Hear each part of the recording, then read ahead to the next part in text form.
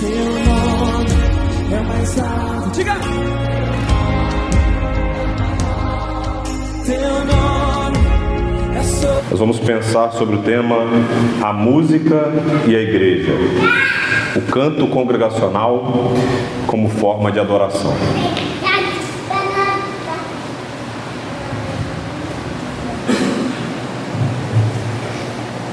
Vamos ler esse texto? Diz assim: Então Moisés e os filhos de Israel entoaram esse cântico ao Senhor. Cantarei ao Senhor porque triunfou gloriosamente. Lançou no mar o cavalo e o seu cavaleiro. O Senhor é a minha força e o meu cântico. Ele se tornou a minha salvação. Este é o meu Deus. Portanto, eu o louvarei. Ele é o Deus de meu Pai, por isso eu o exaltarei. Amém. Que o Senhor nos abençoe. O filme 1917 é um filme de altíssimo nível. Ele foi lançado em 2019. Não sei quantos já tiveram a oportunidade de assisti-lo. Mas, inclusive, ele ganhou o Globo de Ouro de melhor filme e melhor diretor. Um filme que eu recomendo aos irmãos. Assistam. 1917.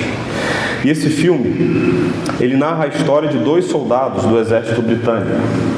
Eles recebem uma missão de um general para atravessar as linhas inimigas e entregar ao coronel Mackenzie uma mensagem que salvará a vida de muitas pessoas. Esse filme foi muito comentado porque ele tem 2 cenas apenas com uma única interrupção. Tente imaginar, 2 horas de filme, uma única interrupção no filme inteiro. Vale a pena assistir esse filme.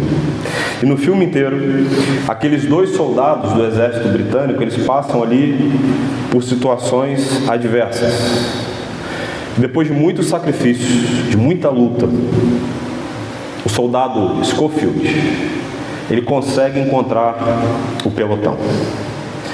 Ele os avista de longe e ele está exausto, cambaleando, esgotado, exausto. E ele chega num bosque com dezenas de soldados sentados. E há apenas uma pessoa em pé. É um crente. E ele está cantando um hino. Curioso. Estão todos ali hipnotizados com a mensagem daquela poesia cantada.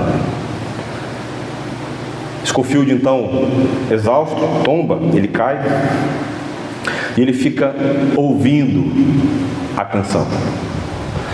E a canção é uma canção de Johnny Cash, Estranho Viajante, é o seu nome. E a letra diz assim: eu sou apenas um pobre e estranho viajante, viajando pelo mundo afora. Não existe doenças, fadiga ou perigo naquela terra brilhante para onde eu vou. Eu estou indo para lá, para ver meu pai e todos os meus entes queridos que foram. Eu estou apenas indo para o Jordão. Eu estou indo para casa. Eu sei que nuvens escuras se juntarão contra mim. Eu sei que meu caminho é duro e íngreme, mas belos campos surgem diante de mim, onde Deus está redimido e suas vigílias permanecem.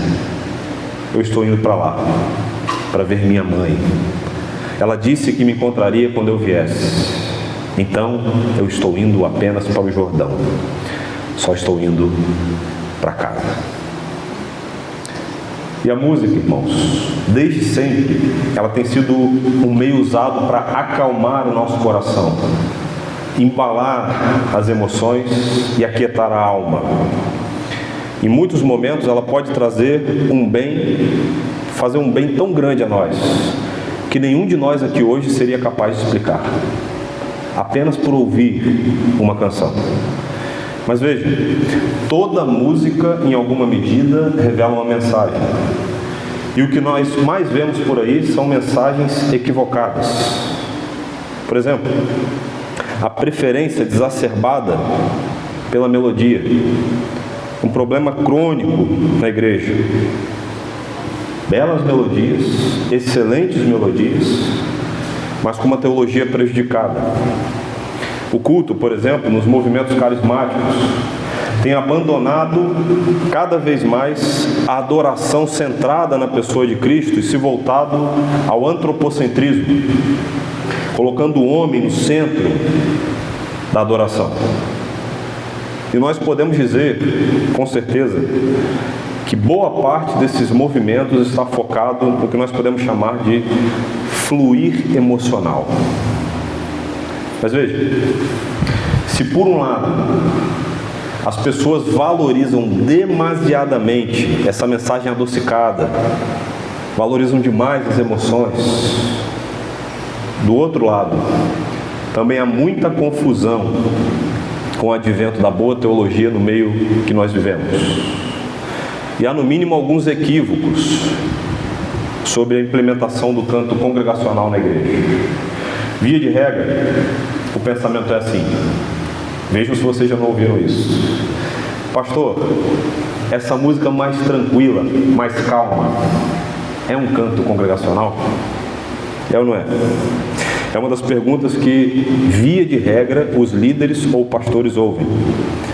Outros argumentam, por exemplo, que o canto congregacional, ele vem quando a banda fica em silêncio, os instrumentos param e na sequência somente a igreja canta como um coral adorando ao Senhor. Veja, não é isso que define se um canto é ou não congregacional. Porque na história moderna, a música é o meio mais importante, na opinião de alguns, para conduzir as pessoas à contemplação e à preparação para a pregação. E com isso, o que nós pensamos, e que muitos pensam ser adoração contemporânea, é definido apenas pelo estilo de música. E via de regra, essas pessoas que definem isso não são mal intencionadas. Elas querem realmente, na perspectiva delas ali, conduzir o povo a adorar a Deus, mas acabam atrapalhando porque elas não se aprofundam. E normalmente, como se define uma música para cantar no domingo? A escala de prioridade das músicas, elas são definidas assim para o culto público. Vejam se não é mais ou menos assim. Primeiro, música para acordar o povo. É ou não é? Segundo, a segunda música, música animada, para embalar as emoções, mas nem tanto, porque como é o nosso caso aqui, pode ser o momento de dízimos e ofertas, né? Terceiro, música calma, para aquietar o povo para o sermão. E quarto, uma boa música, com bom ritmo, para mandar as pessoas para casa com bons sentimentos. E qual é o objetivo quando nós definimos as músicas assim? Prender a atenção, fazer crescer as emoções e atrair as pessoas. Mas vejam, essas características são as mesmas que são usadas para eventos, para shows, para shopping centers, teatro, cinema, propagandas, mas estão ali muitas vezes sendo usada para escolher uma música no culto público. Ouçam, essa não deve ser a forma com que se escolhe a música para adoração a Cristo. As músicas não devem ser selecionadas assim, porque o canto congregacional, diferente do que muitos pensam, ele não é performático. Quando nós cantamos aqui de forma congregacional, nós não estamos buscando a performance. Eu não estou dizendo aqui, irmãos, que não deve ser ensaiado. Pelo contrário. Pelo contrário. Eu não estou dizendo também que as vozes não precisam ter uma harmonia, que não precisa ter uma boa estética, porque ensaiar é importante, ter uma boa estética é importante, a melodia é importante, mas o canto congregacional não é performático. Pergunta: o que é então o canto congregacional? A resposta é simples. O canto congregacional é a antecipação das bodas do Cordeiro. E nós perdemos isso de vista. Porque na nossa mente e no nosso coração, a eternidade não está estampada diante dos nossos olhos. O canto, ele almeja algo que nós ensaiamos, ansiamos, algo do futuro, que nós temos a oportunidade de viver agora comunitariamente na vida da igreja. Não é um ensaio, não é a performance, ele é orgânico. E é inevitável quando a igreja compreende diante do que ela está. John Piper, pastor batista, ele diz assim: cantar é a maneira como Deus designou, para que a verdade se apodere tanto da mente quanto do coração. A música casa a doutrina com a paixão, e ambos são essenciais na adoração. E hoje nós vamos ver aqui isso de algumas formas, sobretudo de forma mais enfática na área do canto congregacional, no que diz respeito a como nós devemos pensar e também nos expressar na adoração através da música na igreja. Pois bem, mantenha a sua Bíblia aberta, que nós vamos ver esses dois versos na estrutura do texto, o que nós podemos aprender com essas verdades. E a primeira verdade que nós podemos aprender é que a adoração é a resposta do homem à revelação de Deus. Veja um verso e o número 1, o que diz: então Moisés e os filhos de Israel entoaram esse cântico ao Senhor. Cantarei ao Senhor, porque triunfou gloriosamente. Lançou no mar o cavalo e o seu cavaleiro. Vejam, irmãos, Moisés aqui, ele não dá um salto no escuro. Ele está cantando após o livramento que Deus havia concedido ao povo. Deus havia se revelado para eles e cuidado deles durante todo o processo.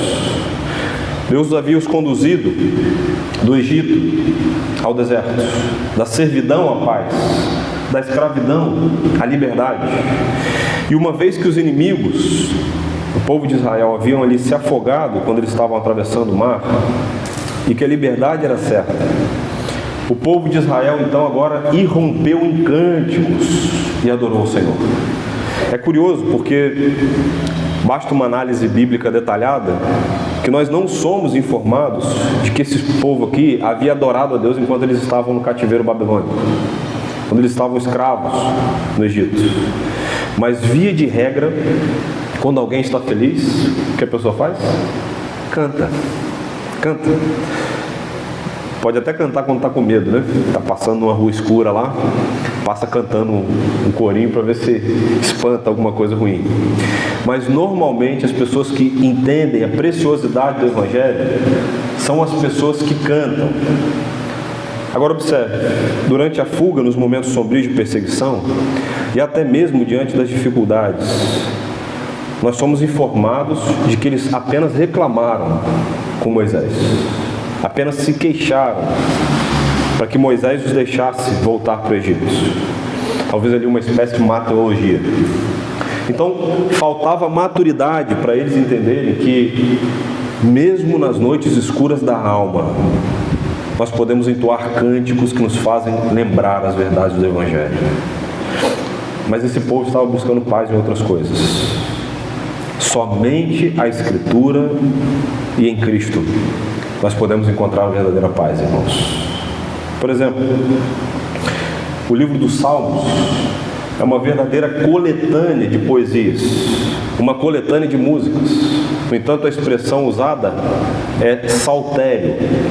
E boa parte desses salmos eram entoados como hinos do coração, como cânticos da alma. É o livro de poesia musical mais antigo da história. Está aí, nas suas mãos, o livro dos Salmos. Nós identificamos muito a nossa vida com os Salmos. Ele é a anatomia de todas as partes da alma. Todas as emoções que nós podemos sentir estão ali. Solidão, tristeza, desânimo, desespero, angústia, coragem, ânimo, fé, entusiasmo. É por isso que nós nos identificamos tanto com Salmos, porque quem escreveu essas poesias, essas músicas, escreveu com o coração, a partir de experiências profundas com Deus, e como a igreja é edificada através dos Salmos. Mas não apenas com o saltério. A Bíblia inteira, de um modo geral, aponta para a verdadeira adoração através da música. Agora veja, é importante ressaltar: a adoração não é só música. A maneira como você está aqui hoje, por exemplo, prestando culto, é adoração. Se você está prestando atenção, querendo aprender e crescer no Evangelho, ou se você está preocupado com o que está acontecendo lá fora nas redes sociais, isso só revela a quem você está adorando. Mas veja, você também pode adorar através da música. Pergunta: se nós estamos falando de música, quais são os melhores instrumentos para nós servirmos a Deus? Só falando de música, os instrumentistas aí ficaram de fora, né? Quais são os melhores instrumentos para nós servirmos a Deus? Há um homem, um pastor chamado Philip Ryken, que ele abre a nossa mente e o nosso coração acerca disso. Vejam o que ele diz: nossos olhos e ouvidos, mãos e pés, boca e cérebro são os melhores instrumentos para servir a Deus. Via de regra, a adoração é uma resposta do homem à revelação de Deus. Portanto, a música e as escrituras precisam coadunar, falar a mesma mensagem. E o que mais nós temos visto por aí são músicas escolhidas porque alguém gostou da letra, porque alguém gostou do ritmo, mas talvez porque aquela música ficou impregnada, aquela música chiclete, né? Ficou impregnada na mente. Mas quando você vai avaliar a letra, não tem uma boa teologia. Vejam, irmãos, a revelação de Deus te faz cantar, mas cantar da maneira certa. Porque, principalmente nos dias atuais, há pessoas que se colocam como revolucionários musicais na igreja. Portanto, nós precisamos fazer um exercício. E um bom exercício a ser feito é nós olharmos para a Escritura e o testemunho da história. Há um argumento diabólico no meio da igreja que as pessoas usam para tentar chancelar os equívocos que elas cometem. E eu vou apenas dizer para vocês, vejam esse argumento: olha, todas as igrejas estão fazendo assim agora. Já ouviram esse argumento ou não? É o que o pastor mais ouve. Esse argumento, irmãos, é extremamente temerário. É a moda sendo inserido no meio da igreja, sem o respaldo da Escritura. E nesse exercício de olhar para o testemunho da história e a Escritura, eu quero citar aqui 2 textos que nós podemos ter como base para você escolher uma boa música para o culto público. Porque a adoração, ela precisa exaltar a pessoa e a obra de Jesus Cristo. Eu não vou citar os Salmos, porque lá tem as mais conhecidas. Mas apenas para ficar no Novo Testamento, nós vamos observar aqui como a igreja primitiva cantava os hinos que exaltavam a pessoa de Cristo e a sua obra.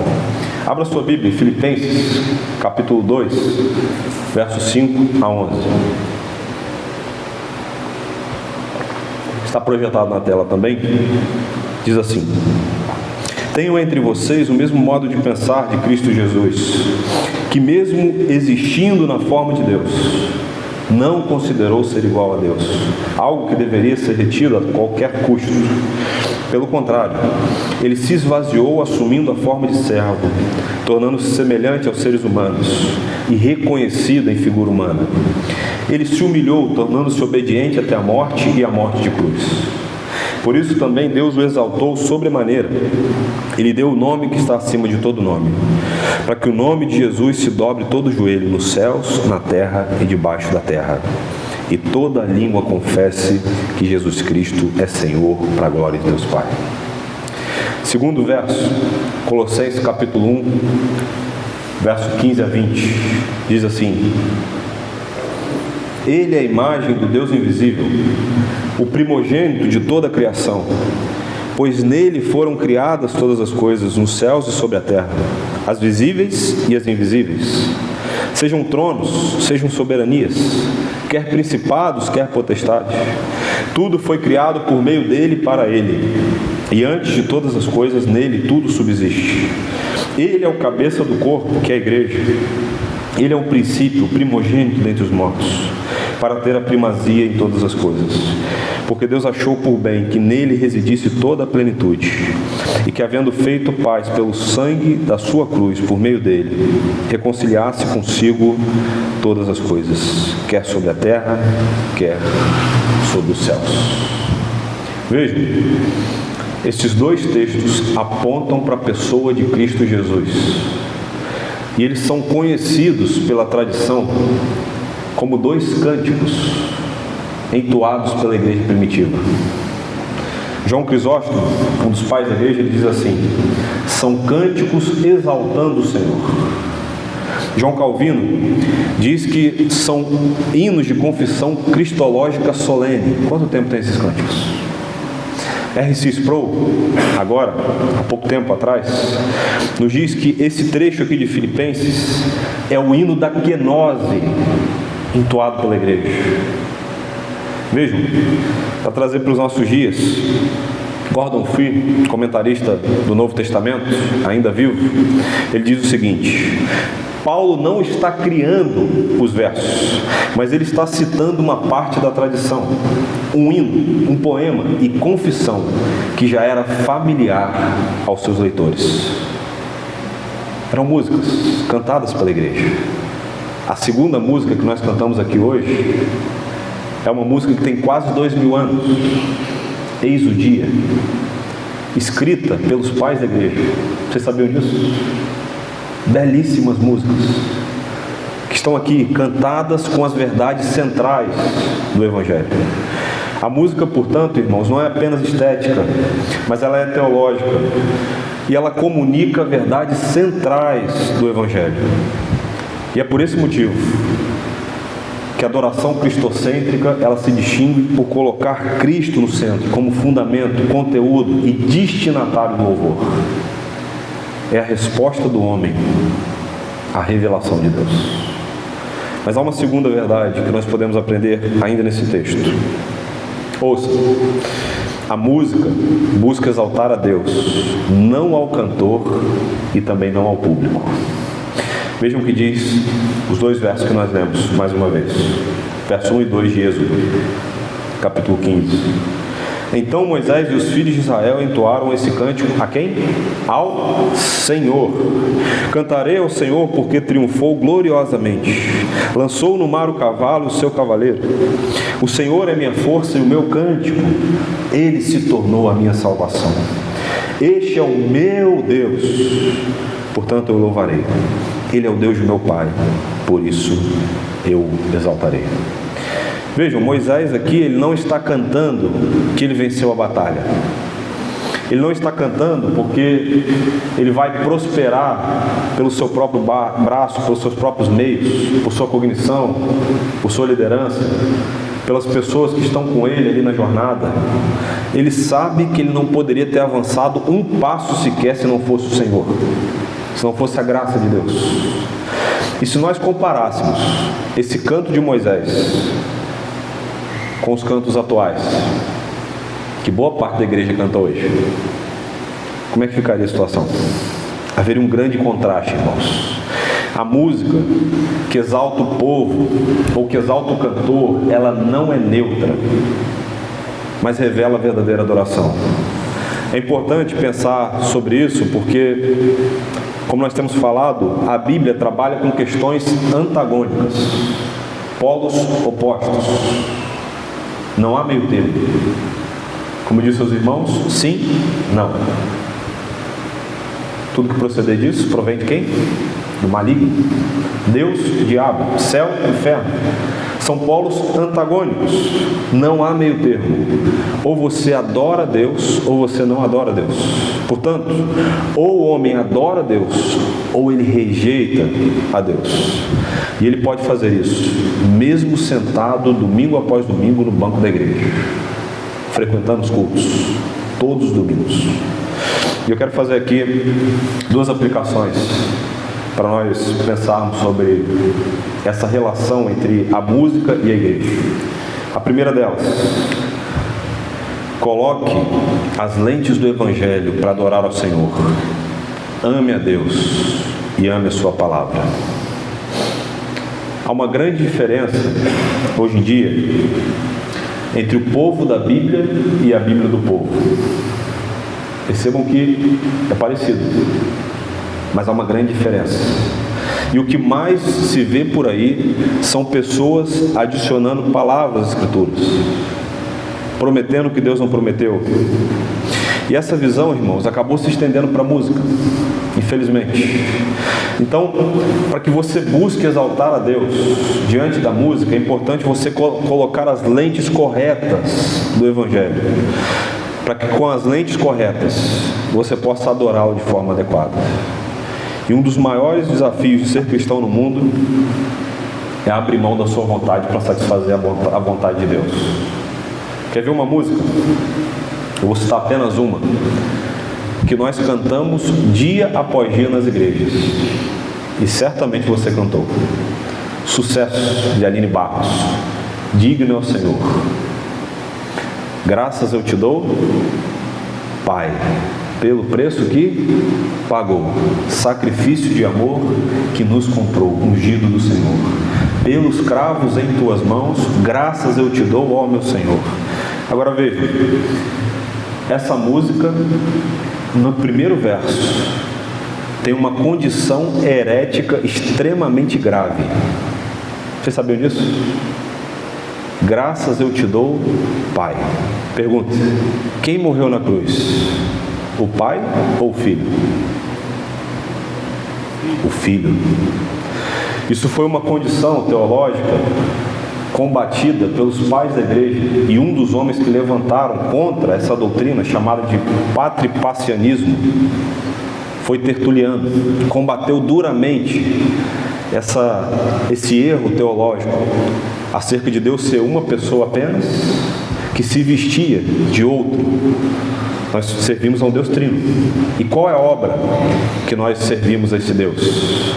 O Pai fez o plano, o Filho executou o plano com a morte na cruz do Calvário, e o Espírito Santo de Deus convence as pessoas ainda hoje dessa obra belíssima, planejada pelo Pai, executada pelo Filho e o Espírito Santo executando em nós. Erros teológicos que passam batido na vida da igreja.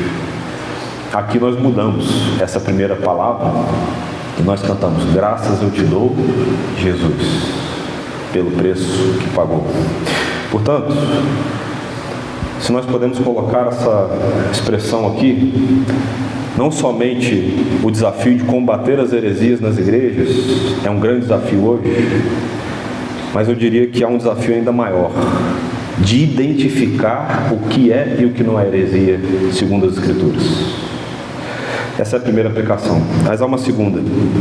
A música cria uma teologia, quer seja ela boa ou ruim, mas você só vai descobrir quando os dias nublados chegarem. A boa teologia, irmãos, molda a sua mente e acalma o seu coração. E nessa relação entre a Escritura e os desejos do nosso coração, há uma ponte. Escritura, desejo do nosso coração. Há uma ponte fundamentada. E o nome dessa ponte é a noite escura da alma, que são os dias agridoces da vida, os dias tristes, os dias nublados. E a música, ela é um poderoso instrumento para aliviar os dias difíceis. E é curioso porque ela toca no mais profundo da nossa alma. Quem aqui nunca parou para ouvir uma música quando estava triste, abatido, e foi encorajado através da música? E são nesses dias difíceis que nós rememoramos, por exemplo, verdades cantadas do Evangelho.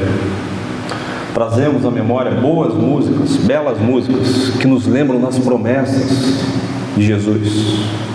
E nesses momentos difíceis, Deus pode inclusive usar as nossas fraquezas para nos lembrar de que Ele, e somente Ele, é suficiente para nós. Às vezes nós não entendemos, mas Ele nos leva por caminhos nada fáceis, na maioria das vezes, para nos atrair de volta para Ele.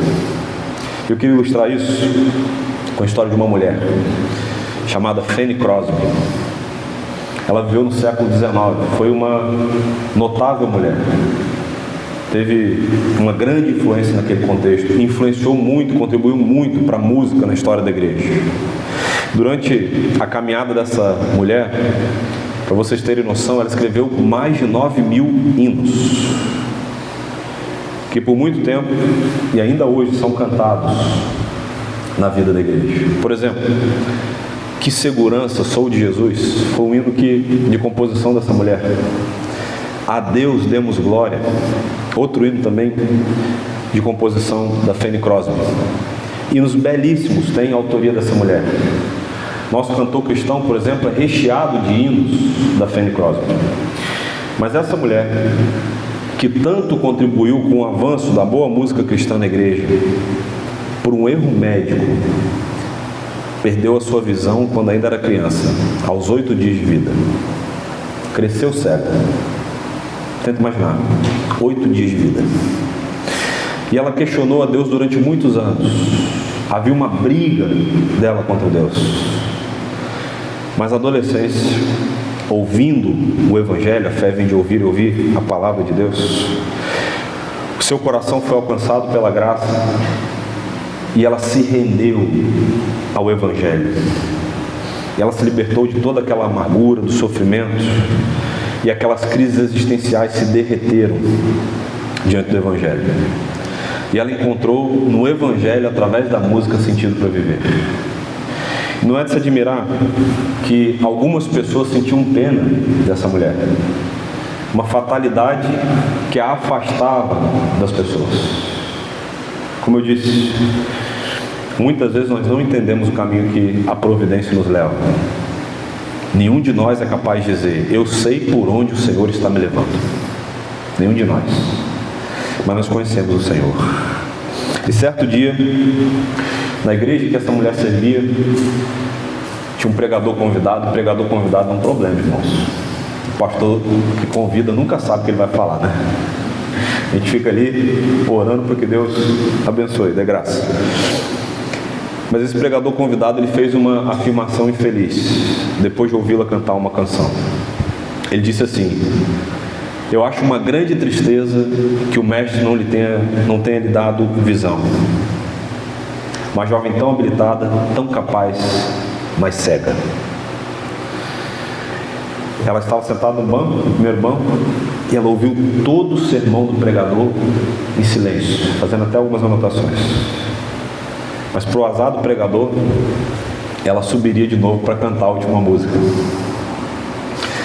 E quando ela assumiu o microfone, ela pegou o microfone e disse assim: eu quero dizer só uma coisa ao pregador.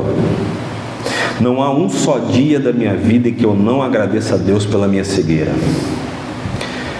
Porque foi essa cegueira que abriu os meus olhos para enxergar o bendito Evangelho do meu Senhor Jesus Cristo. Muitas vezes nós não sabemos por que Deus permite algumas coisas na nossa vida. Mas a nossa oração é que as nossas fraquezas, as nossas limitações, nos ajudem a adorar e exaltar o bendito nome do nosso Deus. Portanto, quero recomendar a você: faça do canto congregacional na sua vida o Evangelho cantado. Proclame as gloriosas verdades do Evangelho. Tenha Cristo como conteúdo do louvor. Porque mesmo nas horas difíceis da vida, Ele te sustentará. Os cânticos, eles devem proclamar a história do Evangelho, a encarnação, a morte, a ressurreição, a glória, a consumação. Cristo voltará, irmãos. Isso não é balela. Cristo voltará. E é somente por meio de Cristo que nós temos acesso a Deus. Essas verdades precisam estar aqui, no nosso coração, na nossa mente, através do canto que nós cantamos. Terceiro, a música é uma expressão comunitária e pessoal ao mesmo tempo. Comunitária na vida da igreja e pessoal. Nós precisamos redimir algumas palavras que perderam o sentido. E uma das expressões que perderam o seu sentido, na verdade duas dessas palavras, são justamente essas duas palavras: expressão comunitária na vida da igreja. Nós estamos vivendo o que nós podemos chamar de uma erosão de valores de responsabilidade e compromisso. E infelizmente, isso acabou entrando na vida da igreja. É um elemento agravante que é a fobia de compromisso. Alguns podem eventualmente ajudar em alguma área da igreja, né? Mas não querem se comprometer.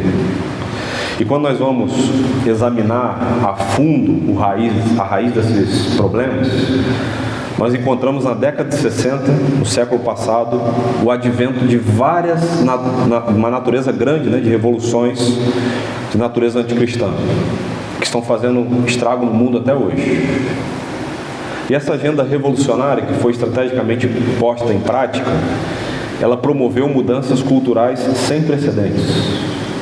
Por exemplo, a produção e consumo de drogas em escala industrial. Até a década de 80, os irmãos estão aqui, né, tem mais experiência de vida, não vão me deixar mentir, não havia isso. E hoje é uma indústria rentável, viciante e altamente destrutiva. A revolução sexual, a exibição desacerbada do corpo, o pacifismo exibido nas bandeiras, né? Faça amor, não faça guerra. E a juventude americana que protagonizou, boa parte dos jovens saíram nas ruas dizendo: Cristo sim, igreja não. Então, alguns supostamente convertidos à fé cristã não queriam ali romper com Cristo, mas ao mesmo tempo queriam estabelecer a fé de acordo com a sua própria perspectiva. Eles diziam, por exemplo, que a fé é subjetiva, que eles podiam cultuar ao Senhor em casa. Missões? Para quê? Nós já socorremos o pobre, né? Então, houve uma mudança na perspectiva. E esse discurso eloquente, sedutor, acabou cooptando muitas igrejas que foram ludibriadas a pensar assim. E os líderes cristãos que ficaram ali na defensiva, os mais carismáticos, tentaram reverter o quadro com apoio evangelístico equivocado. Veja, por exemplo, se vocês não ouviram esse tipo de apelo. Não estou pedindo a você que se una a uma igreja, mas aceite Jesus como seu Senhor e Salvador. Já ouviram esse apelo? Não estou falando de religião, estou falando de Jesus. Esse tipo de discurso, irmãos, é um simulacro, ele engana, porque apesar da capa de piedade, falta o entendimento bíblico do que é igreja e do que é ser membro de uma igreja. E muitos, ainda hoje, têm visto a igreja como uma associação voluntária. Kevin DeYoung, comentando esse texto, ele diz assim: cada vez mais ouvimos falar com entusiasmo de um cristianismo sem igreja. Nos dias atuais, espiritualidade é moda, religião não. Comunidades são bacanas, mas a igreja é careta. Tanto de fora dela, a religião, tanto dentro quanto fora dela, a religião organizada é vista como algo sufocante, irrelevante e perda de tempo. Os de fora amam a Jesus, mas não amam a igreja. E os de dentro foram informados de que eles podem viver muito bem com Deus, separados da igreja. Cada vez mais as pessoas estão à procura de um cristianismo sem corpo. Esse é o problema a qual nós nos deparamos. E isso afetou a relação do corpo de Cristo quando o assunto é a adoração na igreja. As pessoas pensam que ir ou não ir à igreja está numa simples decisão que você pode tomar antes do culto. Quando na verdade, ao cristão não é uma opção. O domingo é o dia mais importante da semana. Pergunta: você acha que é pouco ou muito morrer na cruz do Calvário por você? Pois bem, por que nós faltamos o culto? Porque isso não é importante para nós. Porque isso não é importante para nós. Jesus entregou a sua vida por você. Eu quero fazer uma aplicação. Prepare o seu coração para o culto público. A sua vida depende disso. Domingo é um dia especial para os cristãos, irmãos. Extremamente especial. O dia em que o nosso Salvador, numa manhã, ressurgiu dos mortos e venceu o seu último inimigo, a morte. Numa manhã de domingo, a esperança foi renovada, mas muitos cristãos têm negligenciado o dia de domingo. Quero fazer uma pergunta: como você planeja o seu dia de domingo? Como você tem agido em relação ao culto público? Na maioria das vezes, as pessoas, de acordo com o ativismo que cada vez mais nos toma, cada vez mais ensandecidos com a pressa, com a tirania da agenda, enchem o dia com coisas que não fazem durante a semana.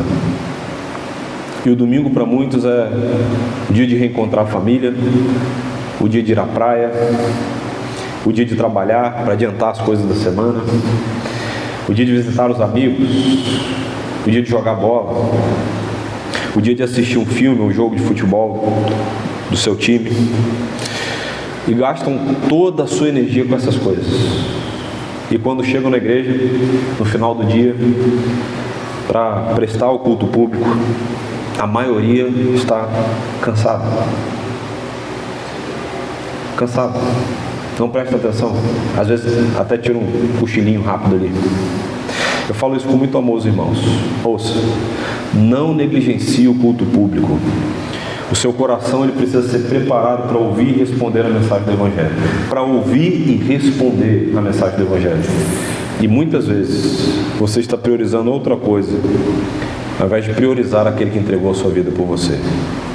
Ter tempo com a família é extremamente importante. Com os amigos é extremamente importante. Assistir um filme em família é extremamente importante. Mas você não deve negligenciar a preparação do seu coração para o domingo do Senhor. E eu quero citar um conselho do Jason Elopoulos. Ele diz assim: cultive um espírito de alegria nas manhãs de domingo em sua casa. Se esse é o ponto mais alto de nossa semana, comportemos-nos então de acordo com isso. Fale sobre como esse dia será maravilhoso. Acorde as crianças com entusiasmo. Sintonize boa música cristã para a família inteira ouvir. E ponha um sorriso no rosto. Portanto, irmãos, alegre-se no dia do Senhor. Alegre-se no domingo.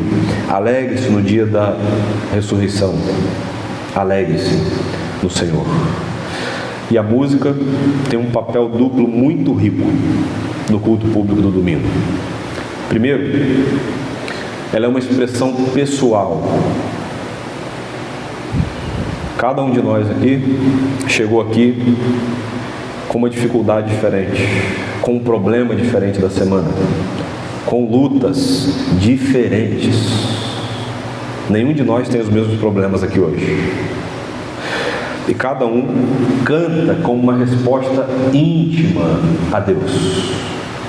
Durante o canto, que muitas vezes nós podemos ouvir diferentes vozes: soprano, contralto, tenor, baixo.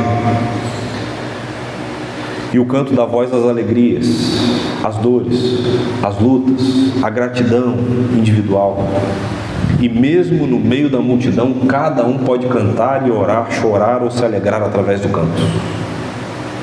A W. Tozer diz assim: sem verdadeira adoração, a música no culto não passa de entretenimento religioso. Mas quando o coração está centrado em Deus, até o cântico mais simples se torna um altar de adoração. E segundo, primeiro, ela é uma expressão pessoal. E segundo, ela é uma expressão comunitária. Porque quando a igreja canta junto, as vozes se unem em uníssono. Eu quero fazer uma pergunta para você. O que nós temos de diferente quando nós cantamos juntos e adoramos o Senhor? Não tem preto, branco, roxo, amarelo, indígena, pardo. Todos nós somos iguais, rico, pobre, iguais, adorando ao mesmo Deus em uma só direção. Os corações se unem em adoração a Deus. E uma só fé é expressada como confissão. É um ato de comunhão que visa a antecipação das bodas do Cordeiro. Como o livro de Apocalipse diz, que todos os povos o adorarão. Tente imaginar. E o que Ele fez por nós nos faz fazer isso, depositar a nossa esperança nele. Portanto, o canto congregacional também edifica a todos, você pessoalmente, mas também o corpo. De modo que a música na igreja é tanto individual quanto coletiva. E ela une a comunidade em adoração. E ao mesmo tempo, dá espaço para que cada coração unicamente se expresse diante de Deus. E aqui uma aplicação para nós. Ouça. O coração do problema é o problema do coração. Vou repetir. O coração do problema é o problema do coração. Boa parte daquilo que nós cantamos é também o que nós cultivamos dentro de nós. É o que nós acabamos expressando com a nossa boca, com o nosso pensamento. Você canta o que você crê, e você crê no que você canta. Portanto, nós precisamos resgatar a verdadeira adoração através da música. Vejam, o canto congregacional não é um estilo musical, não é um ritmo, não é uma nova melodia, mas é a esperança do cumprimento da promessa do nosso Salvador. Portanto, cuide do seu coração, porque a pergunta que eu tenho para te fazer é o seguinte: do que você tem alimentado o seu ouvido? O que você alimenta o seu ouvido chega na sua mente e forma uma má teologia no seu coração, e você a coloca em prática. É um pastor chamado Jeffrey Johnson, e ele diz assim: é somente quando a igreja é cristocêntrica e não se envergonha de todo o conselho de Deus que ela é uma verdadeira luz no mundo. A marca distintiva da verdadeira igreja não deve ser as suas instalações, seus programas relacionados a faixas etárias, seu estilo de música ou qualquer outra questão secundária. Em vez disso, a marca distintiva de cada igreja deve ser a verdade. Alcançar a cultura é um bom objetivo, mas não deve se tornar o objetivo principal.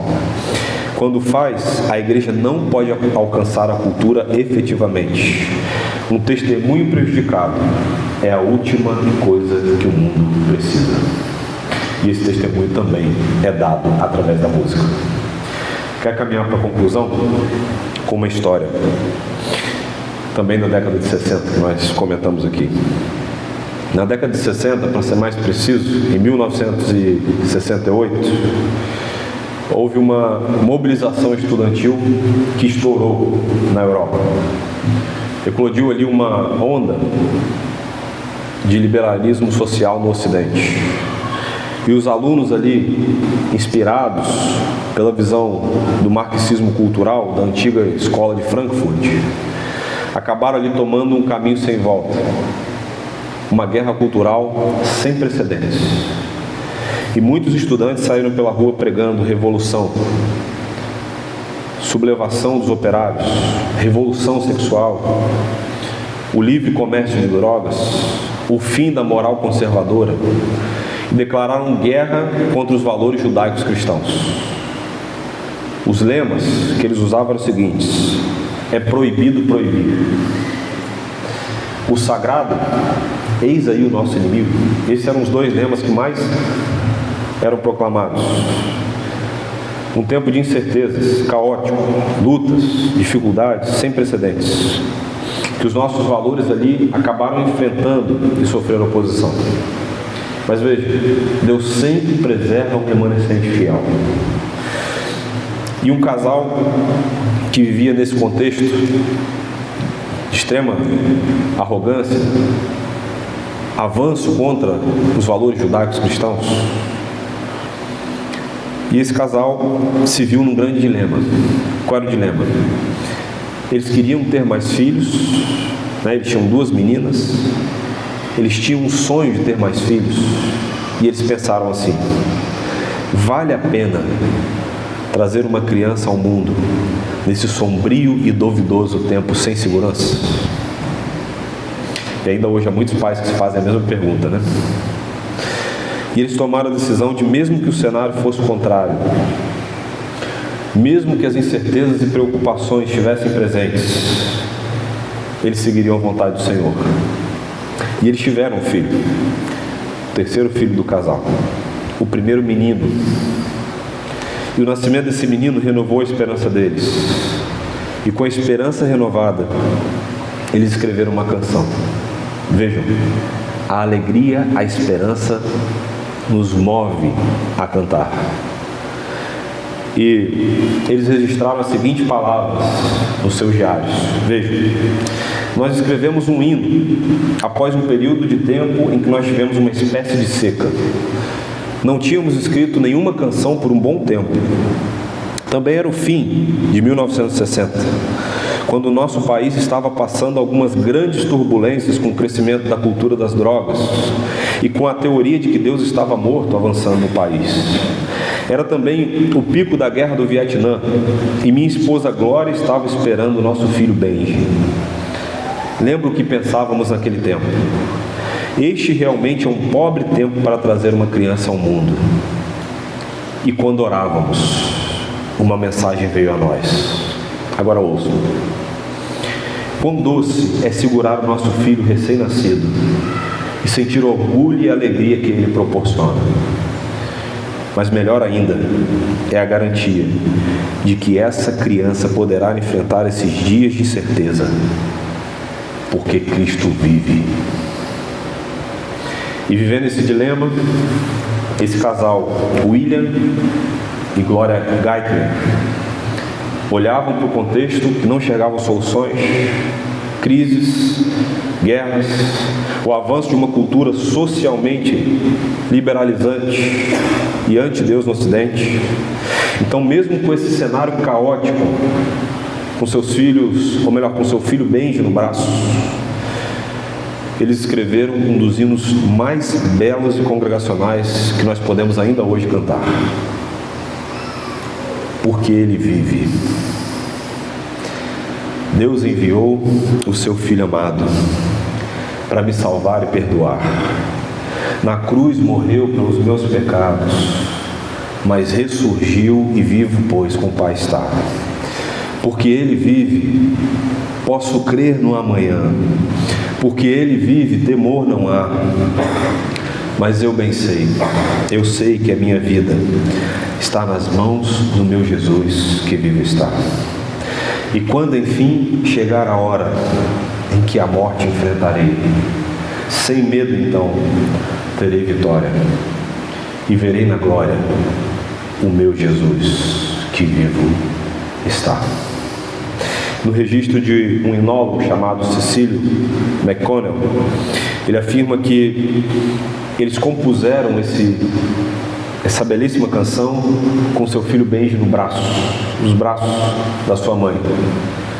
E eles diziam o seguinte: não tema, meu filho, aconteça o que acontecer, venha o que vier, pode ser o amanhã o mais difícil e tenebroso das nossas vidas, nós enfrentaremos esse tempo complicado de cabeça erguida, porque o nosso Redentor vive e nele está a nossa esperança.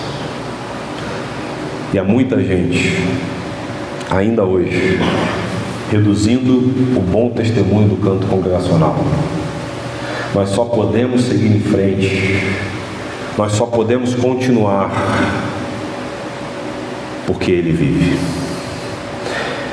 E por isso, nós não precisamos temer e podemos crer no amanhã. Não perca de vista, meu querido irmão, minha querida irmã, a beleza do canto congregacional como forma de adoração, a nossa única e viva esperança, Cristo.